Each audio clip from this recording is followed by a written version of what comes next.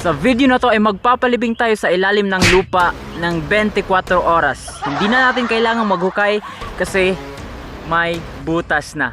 This video is made for entertainment purpose only. It doesn't mean to hurt anyone, and don't take it seriously.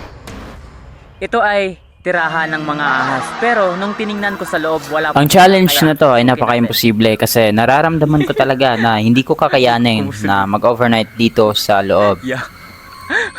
So ito yung mission, mag-overnight tayo dito sa loob ng 24 oras. So tingnan natin kung anong mangyayari. So ito na, papasukin na natin.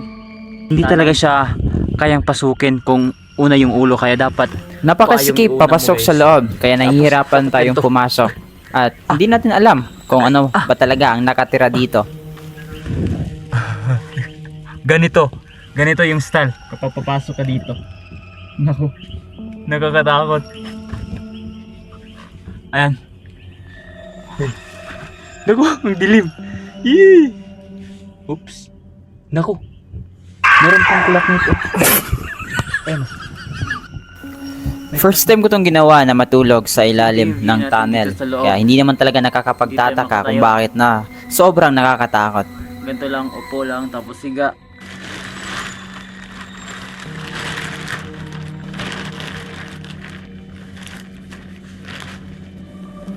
Ito na yung survival natin.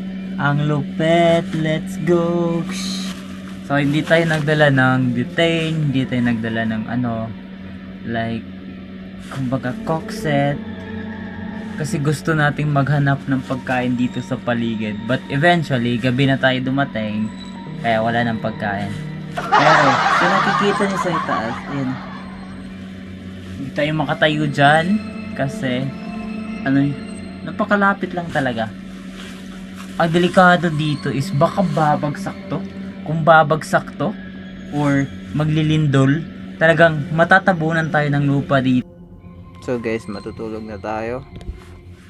So kung meron talagang ahas na papasok dito, tapos kakainin tayo, wala talaga tayong magagawa, mamamatay talaga tayo dito.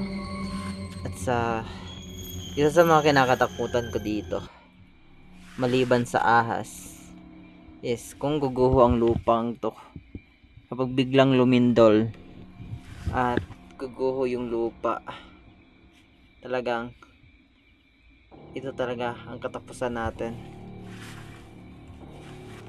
Time check muna tayo sa survival moments na to. Ayan, 8:31, running to 9 PM na guys. So kailangan na nating magpahinga, matulog. So 8:31 PM. Amoy, sobrang baho. At ang daming mag-isa lang tayo dito, kaya kung anong mangyari, wala talagang sinong makapagsasabi kung saan tayong lugar hahanapin. Kaya matutulog muna tayo guys. Pilit kong sinusubukang matulog pero hindi ko talaga magagawa kasi marami talagang mga bagay na bumabagabag sa isip ko, lalo na't bukas lang ang pintuan papasok dito. Marami akong mga naririnig na tunog sa labas ng tunnel, kaya isa ito sa pumipigil sa akin sa pagtulog.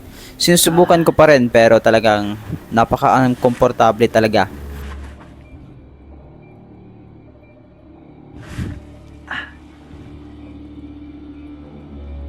Kain muna tayo sa snack time. Kumain lang ako ng kumain, pangpalipas oras na rin.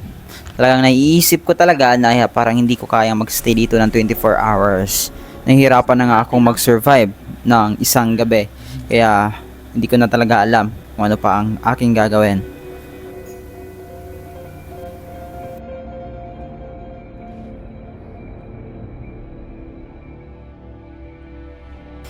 Habang tumatagal, mas lalo akong natakot. Kaya pinilit kong matulog ulit para maiwasan ko ang mga nakakatakot na mga bagay na pumapasok sa isip ko. Alright, good morning.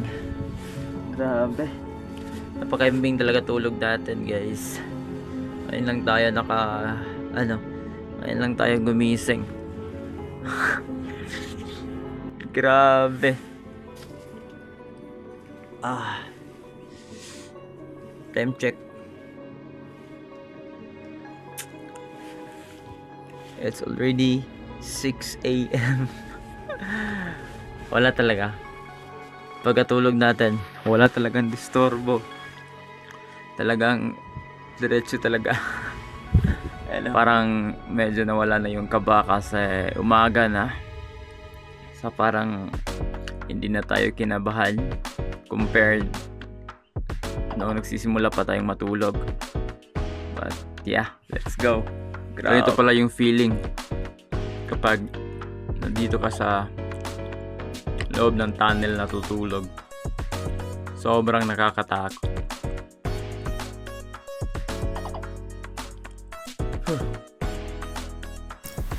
So ayun, mission accomplished. Nakasurvive tayong matulog dito sa loob ng tunnel ng isang gabi.